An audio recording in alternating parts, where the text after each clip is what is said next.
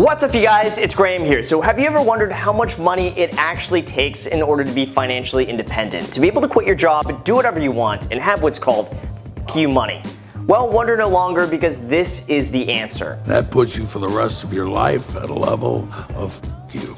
By the way, I realize this video sounds like one of those late night sleazy infomercials.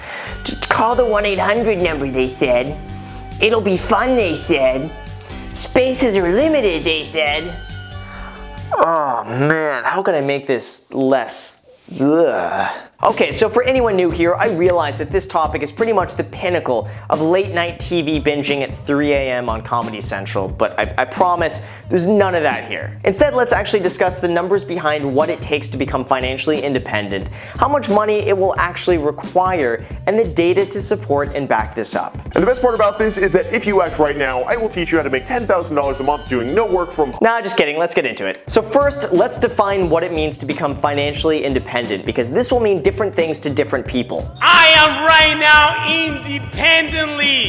financially independently. Now, to me, this isn't having enough money simply to buy or do whatever you can possibly think of, like buying 2 albino king cobras, or pygmy shrunken heads, or a Gulfstream jet, or a pyramid tombstone, or a shark, and a private island.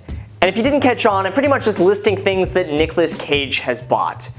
Don't do that. See, to me, financial independence is simply having enough money to support your current lifestyle without you ever needing to go out and earn another dollar. It's having enough money at your disposal every single month that covers all of your daily expenses without ever worrying about running out.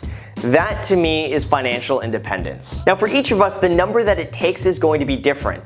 Maybe for someone in rural Kentucky, all they really need is $35,000 a year to pay for their housing, health insurance, food, entertainment, and everything else that goes into it. Maybe someone in New York City will need $80,000 a year to cover those expenses.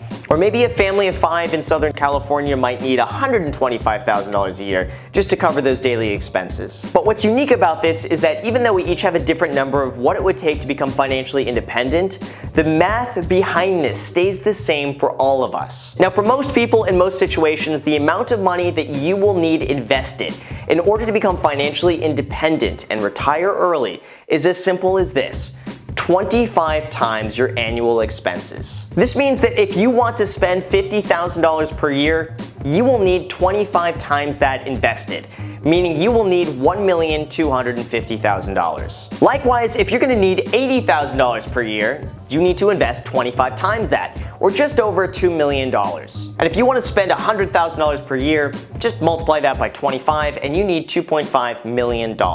Now, in order to accurately do this, you need to sit down and take the time and look at the type of lifestyle you want, how much that's going to cost, and what you currently spend. Now, by first going over your current expenses and literally tracking every single penny that goes in and out of your account, this is going to give you a great baseline as to what it takes and how much money you normally spend. From there, determine if there's anything else you want. Do you want to take $5,000 vacations every year?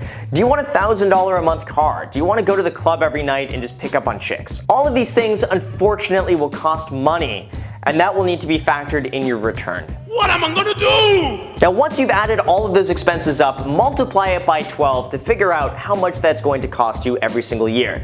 Then multiply that by 25 to determine how much you need to have saved and invested in order to sustain that lifestyle. Now, just for fun, if anyone actually does this, feel free to post it down below and let me know if that final number is higher or lower than what you expected. This is a really interesting exercise that should give you a lot of clarity into exactly what you need, and it shouldn't take you too long to do this, but if you're not going to do it, at least just hit the like button. So you might now be asking, how exactly does that work when it comes to becoming financially independent? Well, this is what's commonly known as the 4% safe withdrawal rule, or also known as the Trinity study. The study suggests that you can withdraw 4% of your total investment annually, which is usually studied as an investment portfolio consisting of 80% equities and 20% bonds, with a fairly high success rate of never running out of money. This pretty much means that for every $100 you invest, you could pretty much spend $4 of that each and every year for the rest of your life. Now, if you wanted to retire even earlier, because typically the study looks at a 30-year retirement time frame,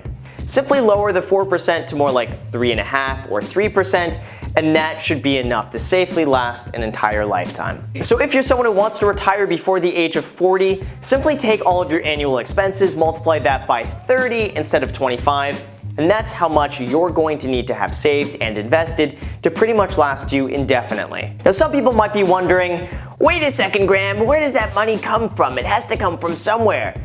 Because it's true, if you just keep that money in a checking account and take out 4% every single year with inflation and also drawing down from the principal, you're going to run out of money a lot sooner than expected. This study takes into account that you're invested between 75 and 80% in equities, like stocks and corporations, and 20 to 25% in bonds, which represent a much more stable and secure investment. On average, a portfolio like this should return about 7% annually, adjusted for inflation, over the term of maybe 30 to 60 years. This means that your investment is averaging a 7% return. You're only pulling out and spending 4% of that, leaving a 3% buffer for safety. And that's pretty much the basics of how this study is calculated. This study takes into account 100 years of historic data and market returns to determine a number that should be safe in the majority of market situations. Now, even though 4% works really well with stocks and bonds, some people are able to achieve much higher returns than this, such as in real estate, which simply just lowers the amount of money that they need in the end. For instance, if you're making a conservative 10% annually on real estate investments, it would be pretty safe to spend 6% of that, still leaving you 4% every single year as a buffer. This is one of the primary reasons why I've chosen to invest in real estate and prioritize that over anything else, because it allows me to achieve a slightly greater return with access to my capital immediately without needing to draw down on an investment elsewhere. Now, when it comes to investing in real estate, you can often calculate how much money you'll need invested by simply looking at what the properties are returning, looking at your average expenses, and then doing the math to determine how much you need invested in real estate to be able to cover those expenses. For instance, if you're getting a 9% cash return on real estate, it might be safe to assume that you can spend 6% of that. This means that if your annual expenses are $60,000 a year, simply multiply that number by 17, and this means that you need $1,020,000 invested in real estate to become financially independently. Of course, just like anything, these numbers are really meant to be more like a rough guide that could need to be adjusted over time. For instance, if you start taking out money and the markets just crash the next day, it's probably a good idea simply to cut back on the amount of money that you're taking out while the markets are down. Just as though, likewise, if the markets are soaring, you'd probably be safe spending a little bit extra if you need to. Just have a little common sense with this, have a little flexibility in the amount of money that you spend, and use this more so as a guide instead of a fine rule. And also, the first few years of drawing down on your investment are often the most impactful. A combination of poor market returns or worse, market losses while you're drawing down 4% of that investment can lead it to run out pretty quickly or send it at least into a downward spiral that lowers your chance of that money lasting a lifetime. Just as the opposite could happen if the market is shooting up 12% annually for the first few years, this could leave you with a lot more money than expected. So just be smart about it and use some common sense, but I think unfortunately common sense isn't so common as they say. So basically, this entire video summed up is simply multiply your annual expenses by 25 to 30, and that's roughly how much you will need to become independently financially. Boom. That's it. So as always, you guys, thank you so much for watching. I really appreciate it. If you guys enjoy videos like this, if you find them helpful, just give the video a like. It does really help out the channel massively, so it does really make a difference. Thank you so much for doing that.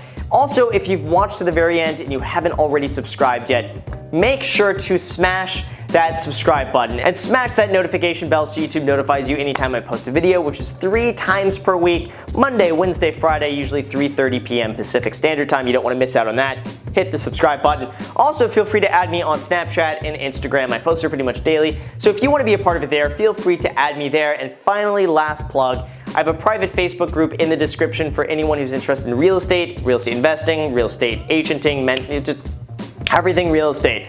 Everything is in the description and it's totally free. Just add yourself to that.